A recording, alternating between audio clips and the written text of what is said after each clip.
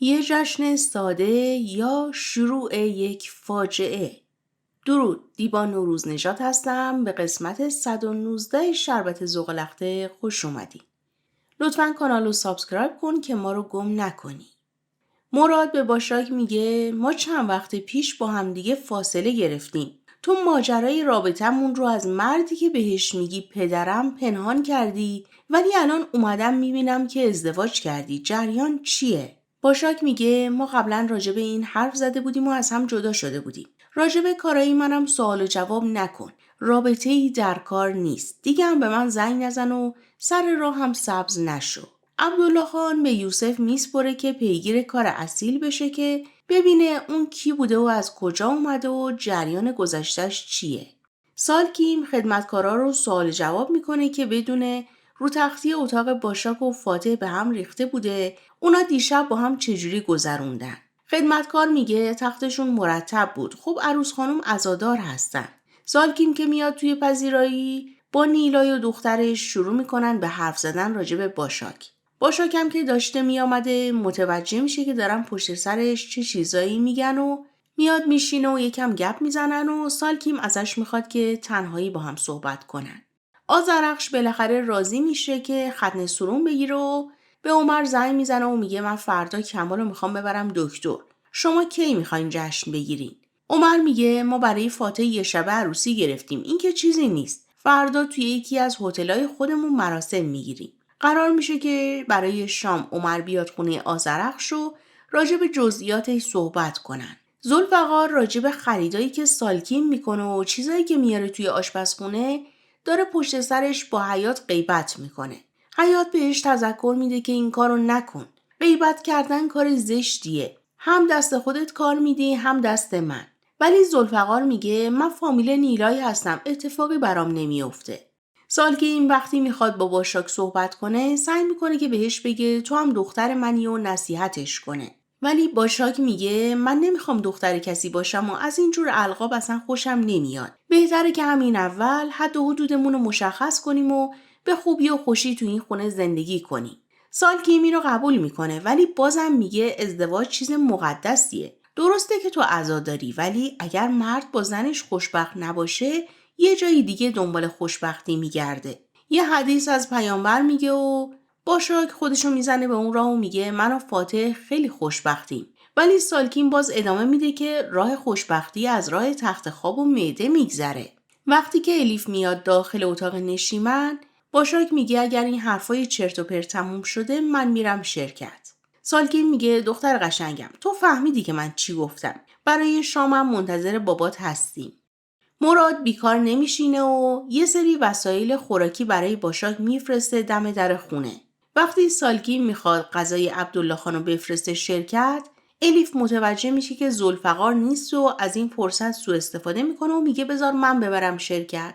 مادرش میفهمه که اون میخواد بره اصیل رو ببینه، ولی الیف میگه بذار برم ببینمش. میخوام باهاش آشنا بشم. هم کار درست حسابی داره، هم یه خانواده اصیل داره. سالکین یکم بهونه میاره ولی قبول میکنه. مراد برای سرسلامتی میره به دیدن تنجای. یکم با هم گپ میزنن و تنجای میگه تو یه دفعه ناپدید شدی. مراد میگه برای کار رفتم خارج از کشور. میدونی که با چین کار میکنیم. چیمن هنوز توی اتاقش ناراحته و تماسای ناشناسش رو جواب نمیده. آذرخش براش ساندویچ میبره و یه مقدار نصیحتش میکنه و میگه اینا آدمای ترسناکین. اگر از این فرصت استفاده کنی و این شکست عشقی رو رد کنی، خودتو نجات دادی. ولی اگر بخوای دوباره آشتی بکنی، یه زندگی سخت برای هممون در پیشه. نیلای و ذوالفقار رفتن دیدن سوتاب و سوتاب ناراحته که کاروبارش خوابیده. نیلای بهش پیشنهاد میده که اون کارو ول کنه و بیا دوتایی با همدیگه یه کاری انجام بدیم. سوتاب میگه من باید به حساب این آبدین برسم. یه پیج فیک میخوام بزنم که ببینم با کسای دیگه هم چت و لاس میزنه یا نه. موقعی که مراد داره میره باشاک میاد که به تنجای سر بزنه و اونجا میبینتش. با هم یکم احوال پرسی میکنن و بعد از رفتن مراد اعصابش به هم میریزه و تنجایی برای شب دعوت میکنه و سری بلند میشه میاد بیرون. به مراد زنگ میزنه و میگه من صبح بهت هشدار دادم. دیگه نمیخوام ببینمت وگرنه کلاهمون میره تو هم. عبدالله خان غرق در خوشحالی از اینکه سالکیم توی زندگیش اومده و حالا داره به همه امور رسیدگی میکنه که الیف میاد و براش غذا میاره و سریعا بلند میشه میره که اصیل رو ببینه. توی پاگرد داره با سگ بازی میکنه که اصیل میاد بهش میگه اوه دختر شاه پریون اومده. یکم با هم گپ میزنن و الیف سریع میره که به خونه برسه. اصیلم سریع میره تو اتاق آسوده که دیدارش با الیف رو برای آسوده تعریف کنه و آسوده بهش تذکر میده که از این قضیه باید دست برداری. عمر به دفتر آسوده میره و برای ختنه سرون فردا دعوتشون میکنه. نورسما از قرار کاری که براش پیش اومده بوده برگشته و به نیلای میگه بهشون گفتم که میخوام یکم فکر کنم. وقتی که باشاک میاد خونه نیلای ازش میپرسه تو کجا بودی؟ باشاک تعجب میکنه و میگه چرا تو این خونه همه از هم میپرسن که کجا بودی؟ وقتی هم که سالکین میاد توی پذیرایی نورسما متوجه میشه که الیف رفته بوده به شرکت و نیلای هم تاکید داره که الیف عاشق اصیل شده. سالکیم دوباره برای نورسما دلسوزی میکنه که بیچاره تو بازم طلاق گرفتی. باده نشسته داره برنامه‌های آذرخش رو نگاه میکنه و پیش خودش هرس میخوره که عمر بهش زنگ میزنه و خبر قرار شامش با آذرخش رو اینکه شب خونه نمیاد و به باده میده. باده هم یکم خودش رو جمع و جور میکنه و میگه منم میخواستم برم برای ختنه سرون یه لباس خوب بخرم. الیف برای مادرش اتفاقاتی که توی شرکت افتاده رو تعریف میکنه و از مادرش میخواد که یه کاری بکنه که میونه عبدالله خان با اصیل خوب بشه. سالکین میگه حالا یه وقت برای شام دعوتش میکنم. امیر داره گل سفارش میده برای چیمن که براش بفرستن و بنویسن روش که منو ببخش. وقتی سالکین میاد داخل اتاقش این قضیه رو ازش پنهان میکنه. آذرخش با خوشحالی داره میز شامو میچینه و از سویلای میپرسه برگی که مورد علاقه عمر بود و پختی یا نه. منتظر عمر هستن که دستگل چیمن میرسه و آذرخش خیلی عصبانی میشه و میگه اینا رو باید بندازین توی سطل آشغال. ولی بعد تصمیم میگیرن که سویلای گلها رو با خودش ببره به خونش و چیمن هم خوشحالیش از آذرخش پنهون میکنه ولی سلماز خانم متوجهش میشه. شب تو خونه عبدالله خان از مراسم ختنه سرون فردا صحبت میکنن و عبدالله خانم به نورسما میگه چند تا از تابلوهاتو میخوایم بزنیم توی هتل کاپادوکیه. نورسما میگه اون تابلوها هر کدومشون یه معنایی دارن. توی جهتهای مختلف باید زده بشن. من فردا با هواپیما میرم و زود خودمو میرسونم برای جشن. عبدالله خان میگه چرا میخوای با هواپیمای دیگران بری وقتی خودمون هواپیما داریم؟ اونجا خانواده سالکی متوجه میشن که اینا هواپیما هم دارن. ولی نورسما میگه نه با هواپیمای بیرون میرم و برمیگردم. یوسف میاد خونه عبدالله خان و میخوان راجع به کار یکم صحبت کنن. در واقع براشون تحقیقاتی که از اصیل کرده بوده رو آورده. پدر اصیل توی منطقه‌ای که عبدالله خان اینا سرمایه گذاری کرده بودن 20 سال پیش ورشکست شده بوده و به خاطر این قضیه خودکشی کرده بوده. عبدالله خان متوجه میشه که اصیل به غیر از اینی که میخواسته به آسوده کمک کنه فکرای دیگه ای هم در سر داشته. عمر میاد خونه آذرخش رو راجع به مراسم فردا صحبت میکنن و آذرخش میگه من از دکترش پرسیدم بعد از جراحی مراسم بگیریم مشکل پیش نمیاد. اونم گفته نه. سوتاب یه اکانت فیک درست میکنه و آبدین رو فالو میکنه. آبدینم برای شام میاد خونه سوتاب و سر شام پیام ریکوست رو میبینه و پروفایل رو نگاه میکنه و گوشی رو میذاره توی جیبش. آسوده از اصیل میخواد که فردا برای راست و ریز کردن کارهای هتلشون توی کاپادوکیه به اونجا بره و اصیل به خاطر ترس از پرواز دلش نمیخواد که با هواپیما بره. ولی این ناچار میشه که دستور آسوده رو اجرا کنه. باشاک سر میز شام از دستپخت سالکیم ایراد میگیره و میگه میتونین یکم کمتر شکر بریزین و غذاهای سالمتری بپزین. تونجای میگه خدا به دادتون برسه آشپزا تو خونه ما همش فراری میشن. سالکیم میگه من که آشپز نیستم. از فرارم خوشم نمیاد و میخنده. نورسما میخواد قضیه رو جمع کنه و به باشاک میگه پس فردا شبم تو غذا درست کن. باشاک به مراسم ختنه سرون فردا شب اشاره میکنه و وقتی تونجای مطلع میشه عبدالله خانم به مراسم دعوتش میکنه. سر میز شام خونه آذرخش راجع به مراسم فرداشون صحبت میکنن و آذرخش عمر رو راهی میکنه که بره. زلماز خانم و چیمنم امیدوارن که بینشون آشتی بشه. امیر با شماره ناشناس دوباره به چیمن زنگ میزنه و چیمن جواب میده و یکم با هم کلکل میکنن و بعد از اینکه قطع میکنن امیر تو فکر خودش میگه این یکم دلش نرم شده. فردا از الیف میخوام که کمکم کنه و حلش کنی.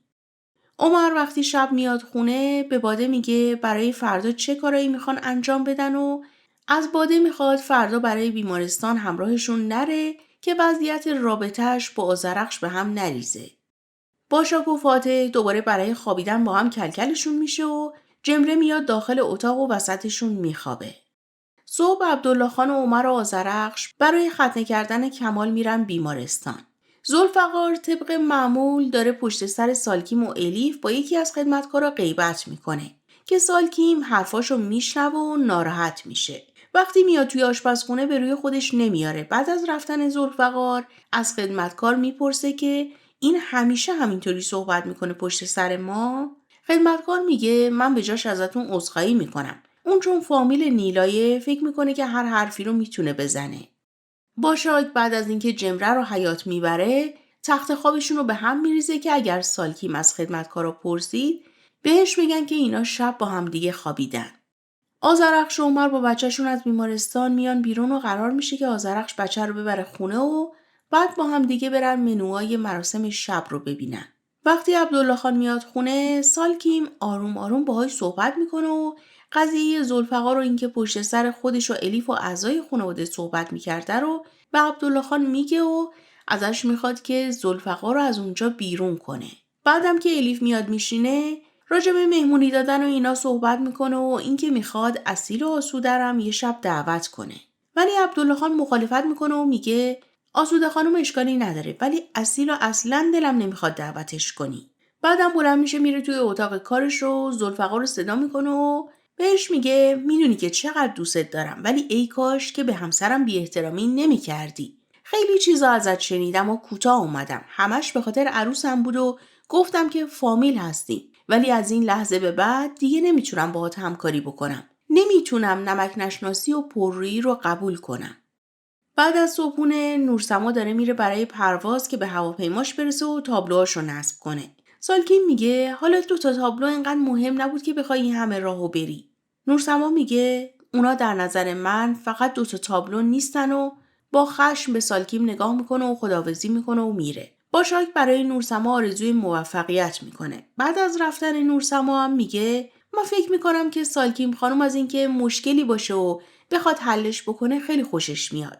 یه سری آدما هستن که از اینکه مشکلات دیگران رو حل کنن خوششون میاد و اگه یه جا ختم باشه دوست دارن بهترین حلوا رو بپزن و توی عروسی هم زودتر از همه بلند میشن و میرقصن. فاتح سعی میکنه باشاکو ساکت کنه و سالکی من بهش بر میخوره و میگه فکر میکنم همونقدر که راجع به آشپزی میدونی راجع به روانشناسی هم بلدی ولی درست نیست که همچین مثالی بزنی اونم در رابطه با کسی که حلوای مادرتو پخته. عبدالله خان سالکیم آروم میکنه و به نیلای میگه بریم تو اتاق کار صحبت کنیم. اونجا بهش میگه که ذوالفقار رو بیرون کرده و نیلایم برخلاف میلش مجبوره که قبول کنه. امیر خواهرش رو صدا زده توی اتاقش و ازش میخواد که به چیمن زنگ بزنه و بگه که جمره بیقراری میکنه و تو هم بلند شو بیا اینجا. الیف هم همین کارو میکنه و چیمن با اینکه متوجه میشه که جریان چیه ولی قبول میکنه. به مادر بزرگش هم میگه چیزی به مامانم نگو من میرم و زود برمیگردم. اصیل و نورسما هر دوشون یه پرواز و یه هواپیما رو برای رفتن به کاپادوکیه انتخاب کردن و وقتی که اونجا هم دیگر رو میبینن خیلی جا میخورن. اصیل ترس از پرواز داره و وقتی هواپیما بلند میشه دست نورسما رو میگیره و شروع میکنه به دعا خوندن و استرس زیادی داره. آبدین ریکوست اکانت فیک سوتاپ رو قبول میکنه و یکم با هم چت میکنن و از لغتایی که به کار برده میشه متوجه میشه که این همون سوتاپه. باهاش قرار میذاره. عبدالله خان تو شرکت میره به اتاق آسوده و جریان پدر اصیل و داستان قدیمی رو براش تعریف میکنه و متوجه میشه که آسوده از این جریان بی اطلاع بوده. سوتاپ برای دیدن دخترش اومده و وقتی هم که چیمن وارد میشه همه از دیدنش تعجب میکنن. چیمن میگه الیف بهم زنگ زد و گفتش که جمره بیقراری میکنه و منم اومدم. سالکیم عصبانی میشه از دست دخترش که یه همچین همدستی رو با برادرش کرده. وقتی چیمن میره توی اتاق بچه‌ها دستبند حیات رو توی دستش میبینه و ازش سوال جواب میکنه و اونم میگه آره اینو سالکیم خانم بهم داده. اون دستبند انگوری رو پس گرفت. امیر با دست گل وارد اتاق بچه‌ها میشه و حیات هم متوجه میشه که باید اونجا رو ترک کنه. امیر یکم با شوخی و خنده با بچه‌ها از چیمن عذرخواهی میکنه و چیمن هم باهاش آشتی میکنه و میگه بهتره که موقعی رفتن بریم پایین و دست مادرتو ببوسیم. گناه داره بنده خدا به خاطر قهر ما اینقدر اذیت شد.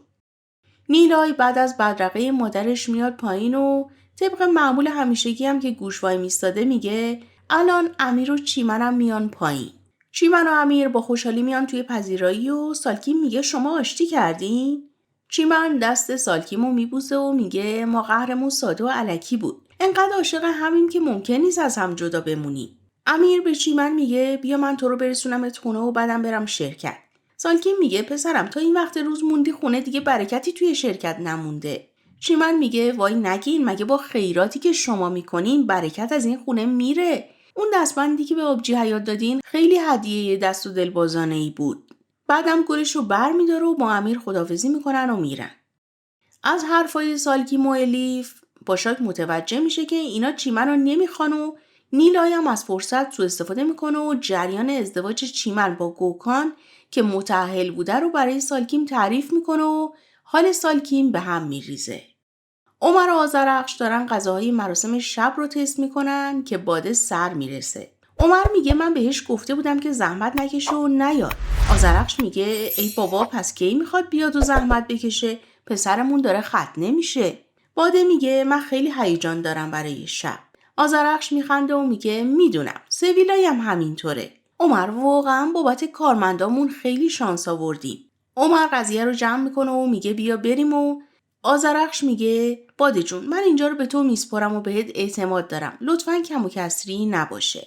باده هم از این رفتار آذرخش هرس میخوره و میگه حالا نشونت میدم. سوتاب میاد سر قرار با آبدین و آبدین هم با دست گل نشسته و بهش میگه که من میدونستم اونی که پیام داده تویی. سوتاب زیر بار نمیره و میگه نه تو فکر میکردی که یه کس دیگه است و بلند شدی اومدی اینجا سر قرار.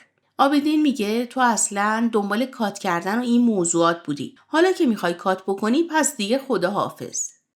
اصیل و نورسما کاراشون رو توی هتل انجام دادن و حالا توی فرودگاه نشستن که برگردن. اصیل از خطاطیای نورسما تعریف میکنه و میگه شاید یه زمانی دوباره به آرامش برسی و بتونی اون کارا رو دوباره انجام بدی. واقعا فوق‌العاده بودن. امیر وقتی چیمن رو میرسونه خونه با اصرار میخواد بره آذرخش رو ببینه و ازش عذرخواهی کنه.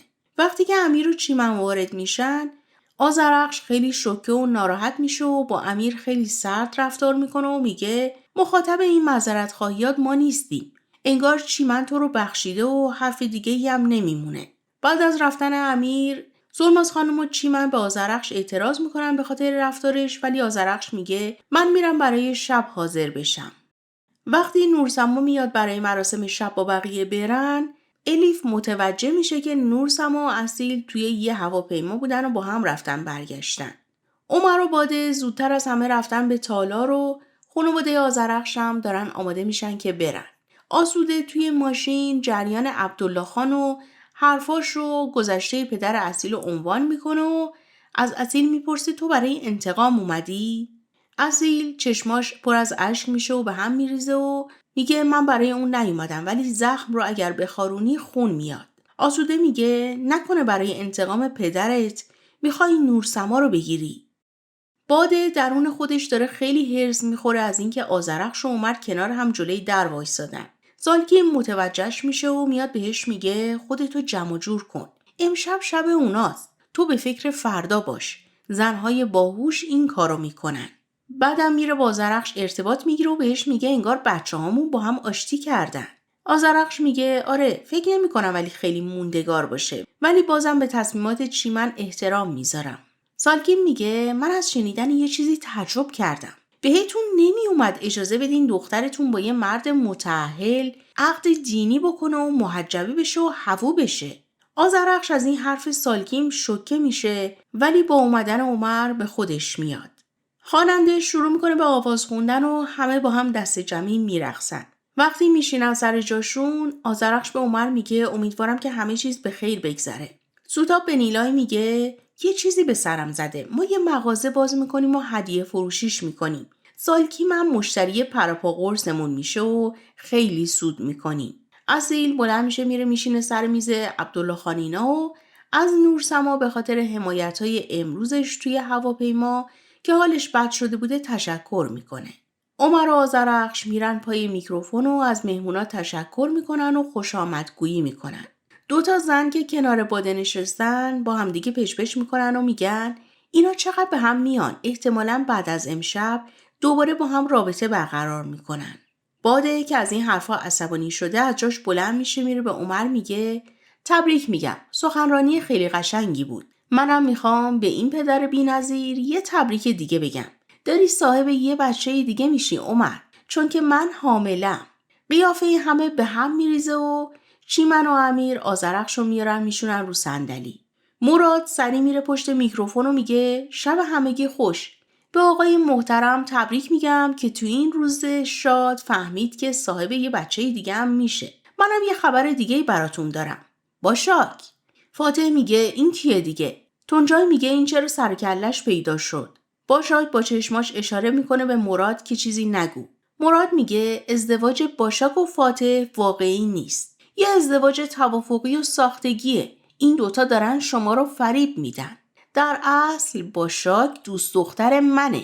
فاتح و باشاک از جاشون بلند میشن و باشاک به مراد حمله میکنه که این چرت و پرتا چیه داری میگی؟ عکسای بچگی کمال عوض میشه و عکسای دوتایی مراد و باشاک میاد روی پرده و همه چیز به هم میریزه. مرسی که تا اینجا همراه هم بودین. بارداری باده میتونه برای عمر آذرخش یه شروع جدید باشه یا یه فروپاشی تازه. نظر شما چیه؟ تا ویدیو بعدی خدا نگهدار.